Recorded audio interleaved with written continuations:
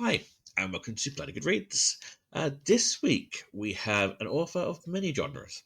Her brand new book is horror, which we all do love, but we also go into dystopian thrillers, we go into some fantasy and some adult content as well. There you go. They get mentioned out on the podcast very often. However, her brand new book is coming out soon by the time this podcast is out. Less than a week. Welcome to the podcast this week, Kristen Simmons. Thank you so much. I'm so happy to be here. I really appreciate you doing this. And No worries. yeah. No worries. But again, you're an author of many genres. Saying to you off mic, my usual opening question is a little bit different today, probably.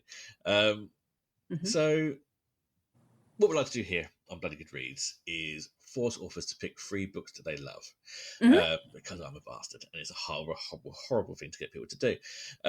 But before we get to your 3 book picks and talking about your brand new book, what I like to ask every guest is, how did you get into normally the genre of book you're doing? So, how did you get into dystopian fiction and horror? Yeah. I think that's a great question. So, I think I've always kind of leaned towards things that are darker. I find those more intriguing and entertaining and all the things. I mean, it gets the emotional response from me, right? Is all of those darker things. And I started writing dystopian because, fiction is the lens in which authors view the world, and that was how I was viewing the world at the time. Fast forward a few years, and we end up with a global pandemic. We end up with a lot of societal unrest in the U.S. And that lens was progressively getting darker and darker, right? So where it was already maybe like a light pair of sunglasses, now we're going into the dark shades, and so horror was my answer to that. The more I was looking around and seeing this world kind of struggling and hurting so many people, the more I realized that the books that I was writing, the work that I was doing, was becoming more grim. So I think that is what turned me to horror. But I'll also say that one thing that I really love about the genre and about dystopian as well is that the darker you write a plot and the darker you write a setting, generally the more tenacious and hopeful a character has to be in order to survive it, which is what, for the most part, I think we as readers want to experience, is that fight, right? And so as dark as the themes have gotten in my book, and as dark as the horror has become, the monsters and everything, the more my characters have to really buckle down and fight to get out of these situations alive. She says, knowing not all of them get out alive. Well, not all of them can live, I suppose. That's right. Not all of them. Cool. I mean, what kind of books did you read growing up? Was you a horror reader, or was it? Yeah, so I read a little bit of everything growing up. There wasn't a lot of young adult out there, so I went from a lot of children's fantasy type stuff, and then I leapt into like Stephen King. And Christopher Pike was just kind of like starting some of that stuff, and so I really latched onto him. I thought that stuff was great. But yeah, I kind of jumped into Stephen King, and then when it was, I felt like it was missing some of the more romantic elements that I also wanted to read during that time. I was seeking out the more traditional romance novels. So I was looking at Danielle Steele and Nora Roberts and authors like that. So it was during that time. I always say the moment I realized what kind of book I wanted to write was when I was holding a Nora Roberts book in one hand and The Stand by Stephen King in the other. And I thought, you know what? I need these 2 books together. I need these 2 to be one book. And yeah, I think I've kind of accomplished that at different points during my career. I suppose, where did you start? Was it with the Article 5 trilogy, or Mm-hmm. did you start Mm-hmm. more with the erotica stuff? Or Yeah, as well. yeah, The adult content, as you yeah, say. Yeah, no, I definitely started with more of the dystopian stuff. I mean, I had written books for years that were not published, and I kept trying and trying to up my game a little bit more with each one that I did. It took me a long time to get published. So, um, I mean, if you have writers in your audience, I feel their pain if they're struggling right now. But yeah, my first published novels were dystopian, and yes, I wrote the Article 5 series, and then there were three additional standalone dystopian novels after that. Yeah, and then that moved kind of into a. I did some contemporary for a while. I did some fantasy for a while with some elemental gladiators. I co-wrote that with Sarah Rash, and then yeah, during all this time, I think because those stories were so serious and so dark in a lot of ways, I felt like I needed something, kind of to balance that, and so I ended up writing romance on the side. So yeah, I do have several romances, six, seven, something like that, romance novels that are out as well that are much mm, lighter um, themed. Yeah, like even with what I yeah. was saying with that hope thread running through there with the characters, it is hard to live in a world of such severe oppression, like the worlds that I was creating. Well, before we get into kind of Yeah. your newer work and your new book, again, what we like to do here is force authors to pick three books they love. So, what is the first book you have picked that you're a Okay. bloody good read? Well, I am going to tell you that I think. Oh, I don't know if you can see me, but I think this book is amazing. It's called Rough Around the Hedges. It's by Lish McBride.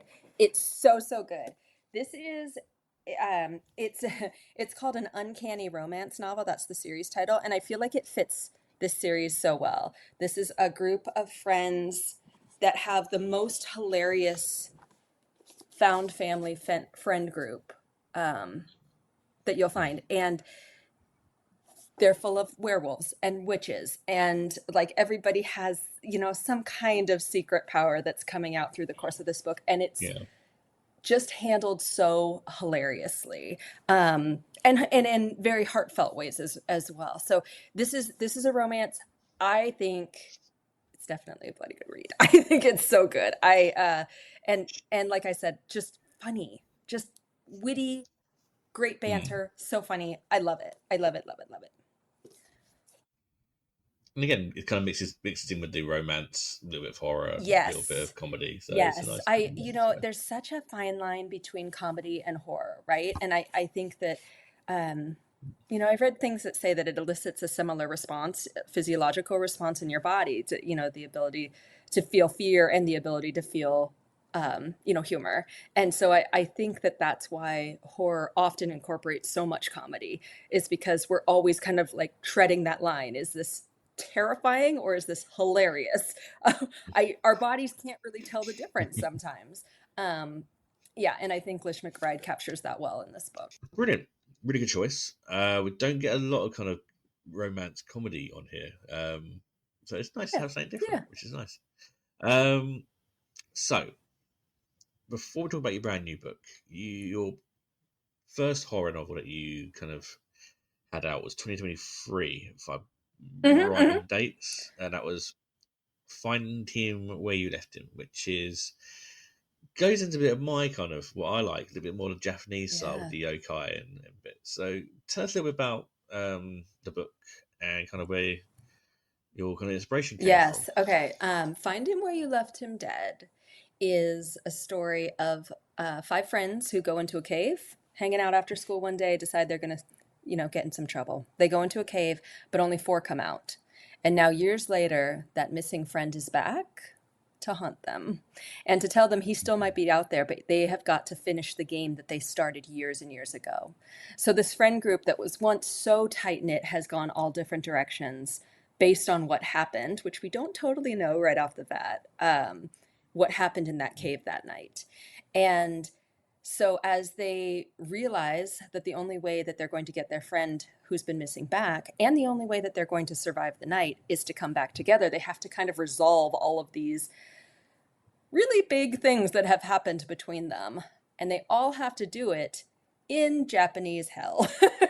So the game takes place in Miedo, which is kind of the equivalent of like a Japanese purgatory. Um, and it's Mhm. filled with yokai. It's filled with oni, which are like Japanese demons. It's filled with tengu, which are these big, Japanese monster birds. And there's just all kinds of trials that they have to get through in order to get these prizes in a game that's set up by Izanami, who is the goddess of death in the Japanese creation story. So it is a lot of monster horror, some body Mhm. horror. It's a lot of just, running for your life and dealing with Cool. dealing with terror and trauma and finding your way out, if you can, alive. Cool. Must have been quite fun to research because there's a lot of kind of yokai mythology about. Yeah. Yes. I Yeah. I had so much fun researching this. So I am Japanese, and I grew up hearing a lot of these stories, stories about yokai, stories about Izanami and Izanagi, who are the creators of the universe, according to Japanese mythology, and just just wanted to pass this on to my son. And Mm. so we started having these talks. We have these talks every Tuesday. We go over, or, we delve into some aspect of Japanese culture because that's part of our family. And um, we've talked about all different things, but the first thing that just really grabbed him was yokai. And once we started going into yokai, which are like Japanese spirits, ghosts, demons, if you're unfamiliar, Mm. um, he was just caught. And I realized watching his response that that had to be my next book. Is Mm. young people learning about yokai on the fly in the most deadly game possible. And that's what Find Him Where You Left Him Dead is about, is trying to figure out what's going on while they're in this deadly game being chased by these terrible yokai. um, yeah, so that's where the book came from. I Yokai are so interesting to me because they're often so well documented. So in a lot of Western civilizations, you have ghosts, and they're there, they haunt you. It's kind of a catch-all term, right? But in Japanese culture, yokai have names. There's very specific entities that haunt this specific bathroom, that haunt this specific area of your house. If you hear this kind of noise, it is this kind of yokai. It's all very well documented, specific, and labeled in terms of time, that it was the first connections with humans, and all of this stuff. And you can find these wonderful encyclopedias of yokai, which are so fascinating. And that was what I was reading with my son when I decided to write Mm. this book. My nan was hugely into Japanese Hmm. culture, so I know quite a lot of it. But for obviously a younger audience, it's quite new, especially I don't know. Japanese horror hasn't been as it's usually scary girl with long hair. You don't get as much as you used to back in the day, where you had a lot of the yokai movies and Hmm. more stories. So it's nice to have it back in again. I like seeing it back. Me too. Um, well, this is where we go into your Yes. new book, which is a follow up to this one. She waits for you beyond the Yes. dark. Um, so without spoiling too much about the first book, going into Hmm. the second book, what can you tell us about the new book? So there's so many spoilers. I'm not going to tell you all the spoilers, but um, I will say that the first book ends with someone being left behind, and book two is about trying to find that person. They have to go back into the game, but the game has leveled up.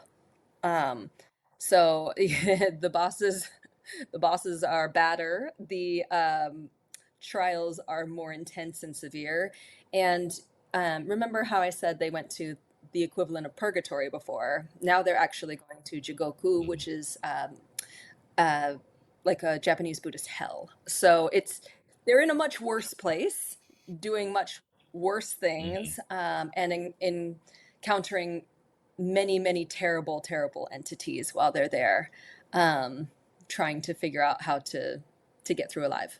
Has a bit of like a Jumanji Yes. edge to it. I like Yes, this. it definitely is. It's, getting sucked into the game, and having to play the game Mm, there in order to survive. Definitely, definitely love the Jumanji reference. cool. Amazing. So that is out this next week. So by the time this episode's out, it'll be this week. To go and check that out. Go and pre-order, and then also buy the first book in the Oh, series because you want to know where we get awesome. to. Thank you. Let's go to your second bloody good read. So what's the second book you have Okay, picked? so the second one I pick is called Death by Blondes. It's by Caleb Rarig. This is a heist book. I picked some of my favorite random books today.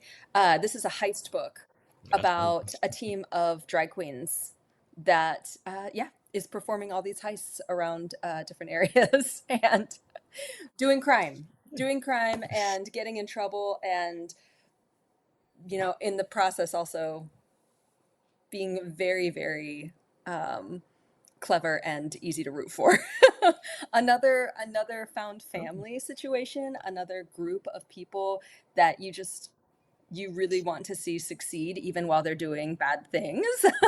um, because yeah. they get along so well and they're fun and funny and they care for each other genuinely.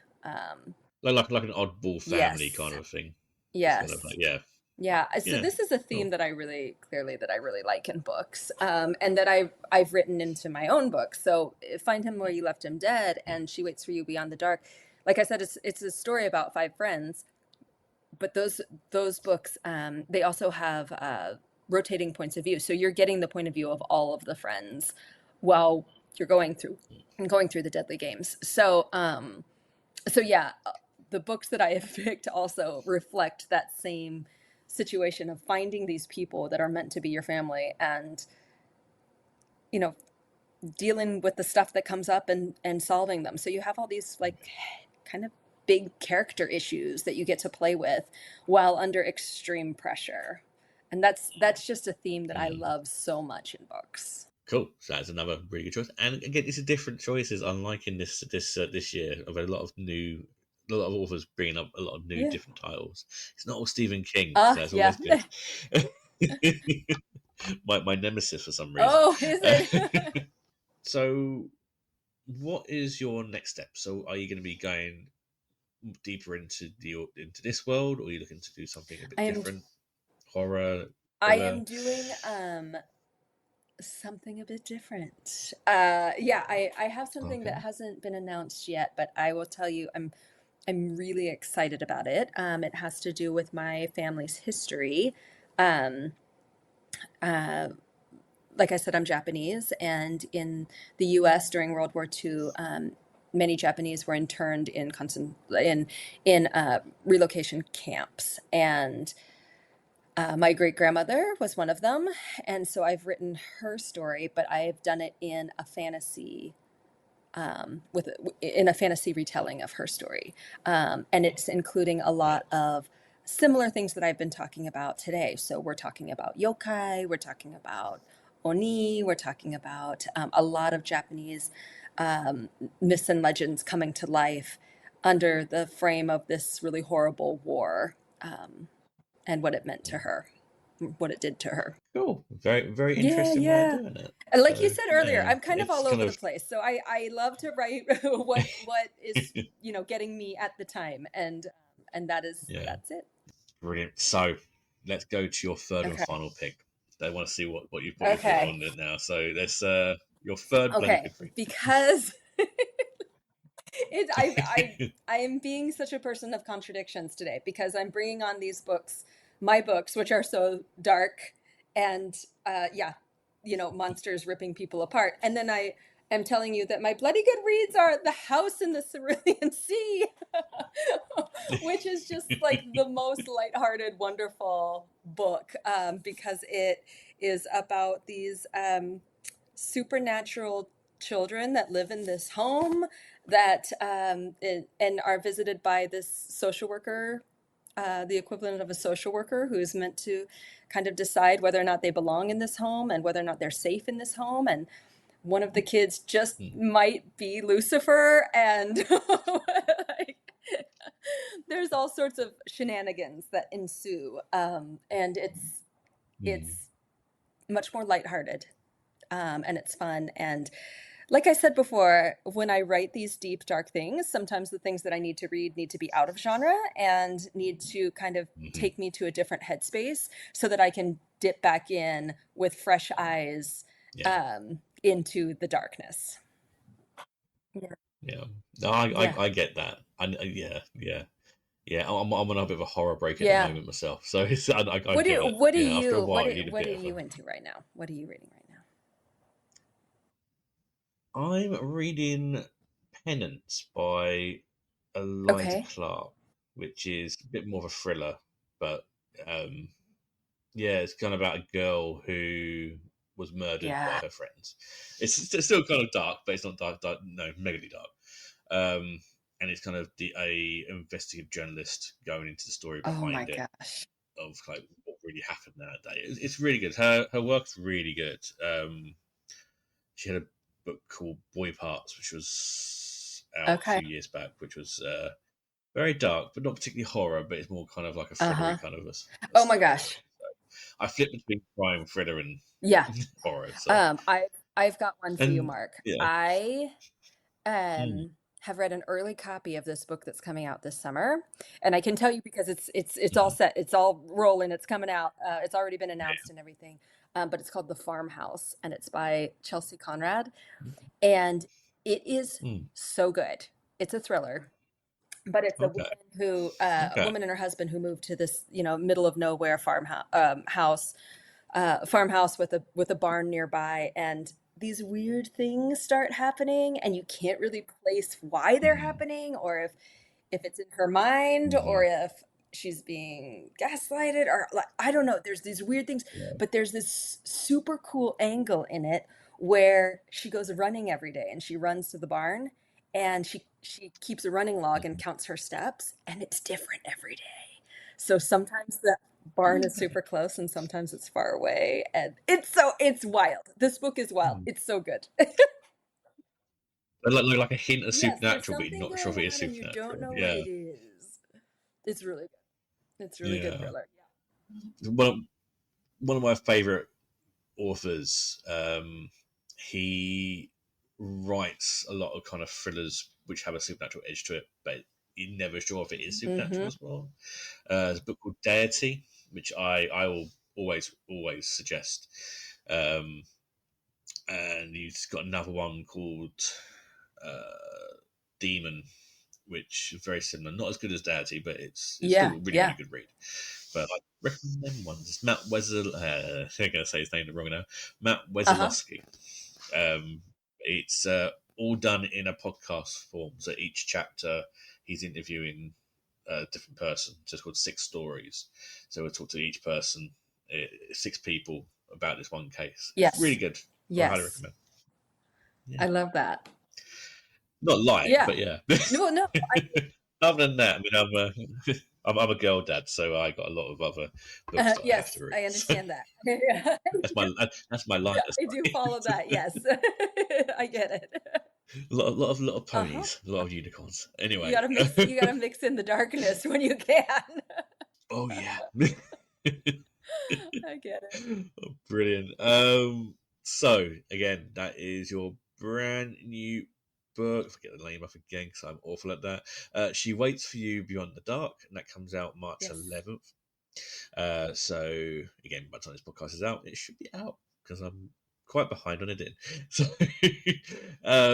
go and pick up a copy now. The descriptions in the links in the description below.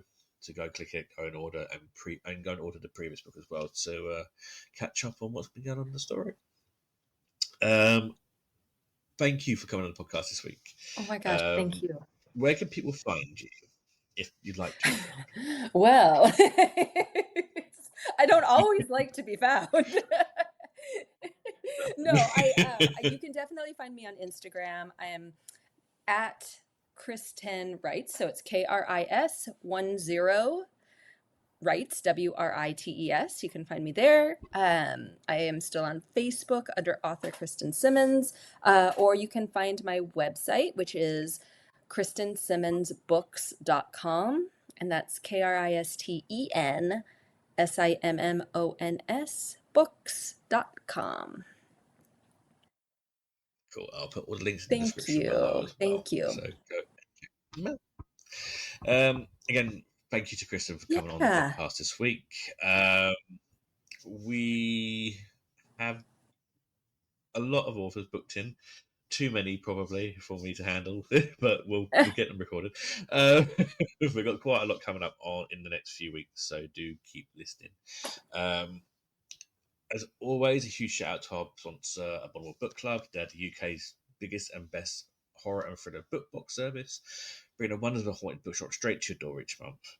You get two different type boxes. You have the Bare Bones box, which is just the books, or you get what I get, which is the Full Guts box, which is a brand new book, a possibly haunted second-hand book, and another indie title, magazine, or chapbook, depending on what they've got going at the time. You also get some UK snacks, UK drinks, and they have freebies in there. Sometimes you get canvas bags in there, you get badges, bookmarks, random magnets, which is what I got this time around. But you get some big brand new titles. Every title that comes out will be a brand new title coming out that month. So yeah, go and check them out. Use the code BloodyGoodReads at checkout, and the link is always in the description below as well. Also catch us on our sister podcast, Bloody Good Screen. We should have the first episode of our new series coming up. We're doing 90s films this year to just have a little bit of a break because I never seem to pick good films. So we're just doing the 90s because the 90s is awesome. You can't go wrong with the 90s. So our first episode was, if I remember right, it's been a while since I've done it. I can't remember now, but it'll be in the description. It'll be out before this episode. But we're also doing for our second episode Jurassic Park and Pulp Fiction. So there's some classic 90s films coming up your way. It was 10 Things I Hate About You and Face Off. That's the first episode. What a great double feature. But as always, do follow us over on Twitter at BloodyGoodReads, Instagram at BloodyGoodReads, Blue Sky at BloodyGoodReads, TikTok at BloodyGoodReads, anywhere at BloodyGoodReads, basically, where we will be there. So yeah, thank you for listening to the podcast, and we'll see you next time.